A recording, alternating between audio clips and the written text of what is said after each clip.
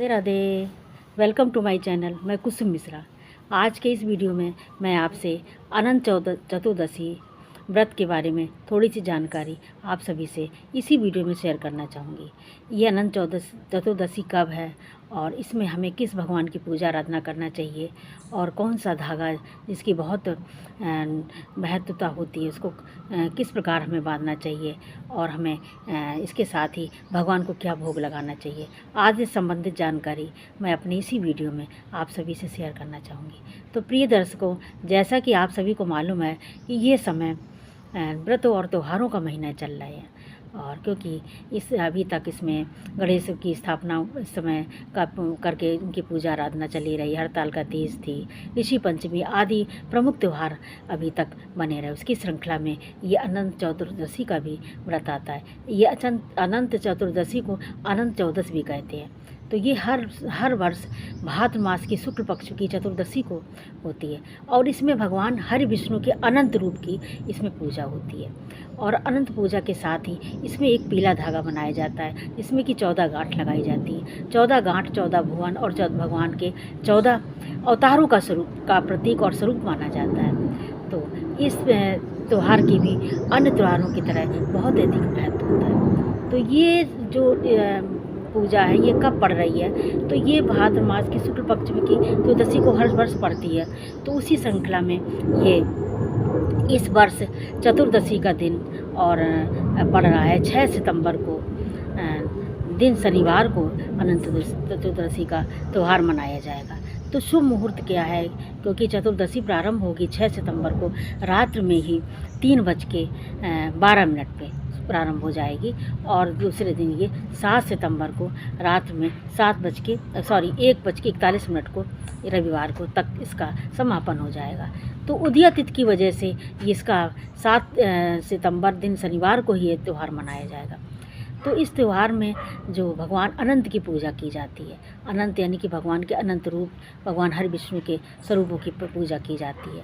तो इसमें एक 14 गांठ का धागा बनाया जाता है जिसका कि बहुत ही महत्व होता है। इसको बांधने से अनंत संकट जो हमारे जीवन में उनका नाश होता है। इसलिए आप व्रत रखें अथवा ना रखें, परंतु इसकी पूजा अवश्य ही कर लेना चाहिए। इसकी पूजा करने में कुछ खास नहीं है, आप चाहें तो इसको घर में आराम से कर सकते हैं। करना क्या है कि 7 सितंबर के दिन ही प्रातःकाल जल्दी उठ करके स्नान ध्यान पूजन पाठ आदि करने के बाद जो कि आप प्रतिदिन की पूजा होती है उसको आप विराम देने के बाद आगे आपको एक स्वच्छ जगह पे स्वच्छ वस्त्र यानी कि पीले वस्त्र पहन करके आप पुरुष हो या महिला हो, आपको एक शुद्ध आसन में आपको बैठ जाना चाहिए। और पूजन सामग्री में क्या करना चाहिए कि विशेष तौर से आपको चौकी, पीला वस्त्र, जनेऊ और एक कलावा अथवा पीला धागा गांठ बनाने के लिए 14 गांठ बनाने के लिए भगवान हरि विष्णु की पूजा में जो मिष्ठान होते हैं, पीला फूल है, पीले वस्त्र हैं, पीला लड्डू आदि हैं और इसमें पुए भी बनाए जाते हैं और कहीं कहीं पंचामृत का भी बहुत इसमें उल्लेख है। तो इन सब की सामग्री को आप ले करके बैठ जाइए। सबसे पहले तो स्वच्छ जगह में आपको एक चौक बनानी पड़ती है। एक अल्पना जो बनाते हैं अष्टदल कमल भी बना सकते हैं और इसमें काले तिल का भी बहुत महत्व होता है, क्योंकि भगवान हरि विष्णु की पूजा में चावल नहीं चढ़ाते हैं, इसलिए काले तिल से आप उसमें अल्पना बना लीजिए, अष्टदल कमल बना लीजिए। चौकी पे पीला वस्त्र बिछा करके रेशमी कपड़े में रेशमी वस्त्र बिछा करके और उसमें सबसे पहले तो आप कलश की आपकी स्थापना करना चाहिए, क्योंकि हर एक पूजा में कलश का बहुत महत्व होता है। कलश में सारे देवताओं का निवास होता है और तो कलश के साथ ही गौरी गणेश का भी आपको स्थापना एक पान के पत्ते में आपको गणेश जी और उनको माँ गौरा को हल्दी और सुपारी से अब बना लेना चाहिए। और बनाने के बाद पाटे में ही भगवान हरि विष्णु की आपको प्रतिमा रख लेना चाहिए। प्रतिमा जो है अनंत स्वरूप की होना चाहिए। अगर नहीं है तो कोई भी हो तो वो भी चल सकती है, परंतु अगर भगवान हरि विष्णु शेषनाग की सैया में लेटे हैं तो अति शुभ मानी जाती है। उसको रखने के बाद आप पंचोपचार आप से विध करिए। पहले गौरी गणेश की पूजा करिए, कलश की पूजा करिए। एक आपको दीपक जलाना चाहिए स्वच्छ गाय के घी का और उसके नीचे भी आपको चावल का आसन दे देना चाहिए। चावल अथवा काले तिल का आसन देना चाहिए। और सबसे पहले आपको जोत जलाने के बाद पंचोपचार विधि से गौरी गणेश की पूजा करना चाहिए, कलश की पूजा करना चाहिए। उसके बाद हरि विष्णु को आपको सबसे पहले जल छिड़कना चाहिए और तो ये पीला रेशम का भी धागा होना हो सकता है, पीला कच्चा सूत भी आप ले सकते हैं, उसको भी हल्दी में रख सकते हैं, और साथ में कलावा भी उससे भी आप उसकी गांठ बना सकते हैं। तो इसमें 14 गांठ बनाना चाहिए, और हर गांठ में अनंताय नमः, ओम हरि विष्णु अनंताय नमः, अनंताय नमः ऐसा जाप करते रहना चाहिए। और आप चाहें तो आप 14 भुवन अथवा 14 भगवान के जो अवतार हैं उनका भी नाम ले सकते हैं। वो 14 अवतार प्रमुख ये हैं।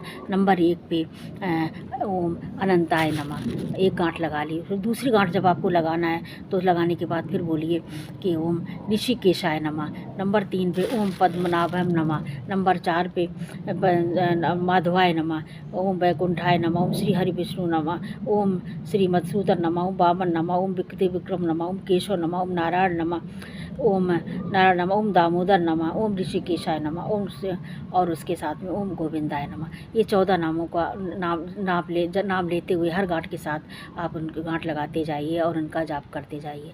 तो इसको करने के बाद अगर आप किसी पंडित जी को बुला के पूजा करा रहे हैं तो एक पात्र में, मतलब थाली में, बड़े पात्र में पंचामृत रख दीजिए और उसी में उस धागे को डाल देना चाहिए।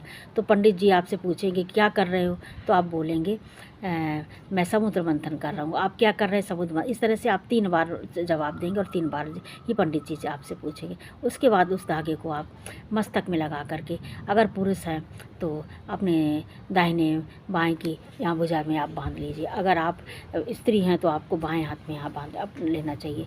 और ये धागे घर में हर मेंबर को बांधना चाहिए, हर मेंबर के हिसाब से बनाना चाहिए। और अगर पंडित जी ने बुला के आप स्वयं पूजा कर रहे हैं तो गांठ लगाने के बाद विष्णु जी के चरणों में आप समर्पित कर देना चाहिए। उसके बाद उसको मस्तक में लगा करके फिर आप पुरुष और महिला सभी को, बच्चों को, सभी को इसको बांध लेना चाहिए। तो बांधने के बाद आपको एक छोटी सी अग्यारी भी करना चाहिए। भगवान के हर विष्णु के 14 नामों के नाम से हर आहुति देना चाहिए। और देने के बाद उसके बाद आरती करना चाहिए। आरती करने के बाद अगर आपने संकल्प लिया है व्रत का तो आप व्रत रख सकते हैं। तो उस समय रात के समय एक बार आप मीठा भोजन कर सकते हैं। और अगर आप व्रत नहीं रख रहे हैं तो आप उस दिन आप अवच्छ पदार्थों को नहीं खाएंगे, मतलब मांस मदिरा है, प्याज लहसुन है, ये सब का आप सेवन नहीं करेंगे, सात्विक भोजन कर सकते हैं। और इसके बाद जो आपने धागा बांधा है इसको कब तक बांधेंगे? इसको 14 दिन तक आपको बांधे रहना चाहिए। वही 14 दिन तक बांधें, नहीं तो उसी दिन आप उतार के उसका विसर्जन कर दें। क्योंकि इसमें कुछ थोड़े नियम होते हैं। नियम क्या है कि आपको ब्रह्मचर्य से रहना होगा, तामसिक चीज़ों को आप आहार नहीं करना चाहिए, और इन सब चीज़ों का आपको नियम का पालन करना चाहिए। अगर आप कर सकते हैं तो अति सुंदर है, अति सुंदर रहेगा।